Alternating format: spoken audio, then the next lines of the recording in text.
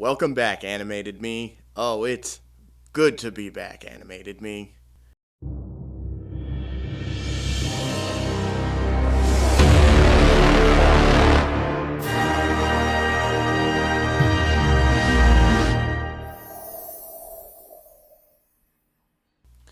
you remember Tiny Toon Adventures?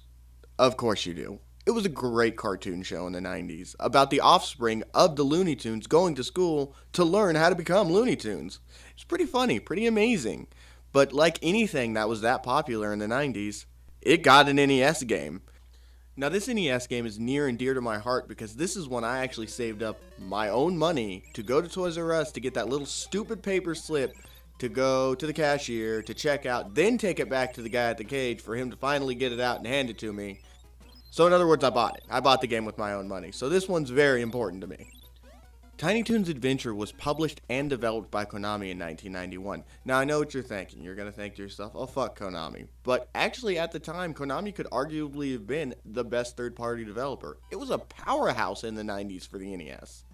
You play as Buster Bunny with the goal of rescuing Babs Bunny from Montana Max's evil clutches. But Buster doesn't go it alone. Instead, he has help from 3 of the other Tiny Toons cast members.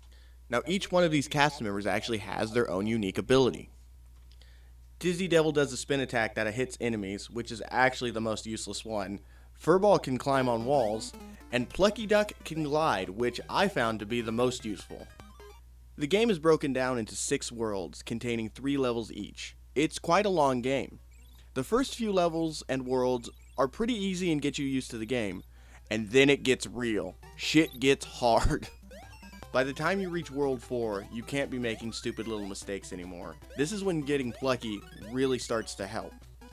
But like any NES game that you truly enjoy that does get difficult, there's such a good risk versus reward factor. It keeps bringing you back for more, from the gameplay to the graphics.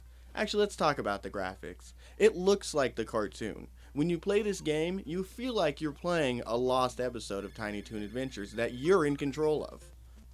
At the end, when you finally reach Montana Max and beat him and his weird machine that has a punching glove thing, because you know, it's Tiny Toons / Looney Tunes, you feel greatly accomplished. In the end, this game was absolutely worth it. Now, there's one more thing I want to touch on. A lot of people call this game a Super Mario Bros. 3 ripoff. Those people are wrong. Not just wrong, but like really wrong. Like, it's their opinion, sure, but this is one of those times that opinion is wrong.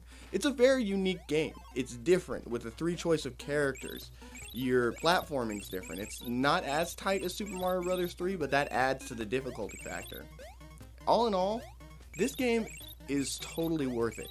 Go to your local retro store, go to eBay, go to a flea market, find it where you can find it, and go buy the game. Buy it.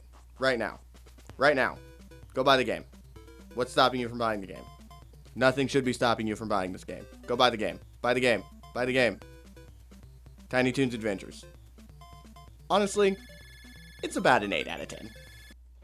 Hey, if you enjoyed the video, please like and subscribe. It helps out quite a bit. And of course, have a wonderful day and enjoy the rest of our catalog. We've got a lot of back episodes.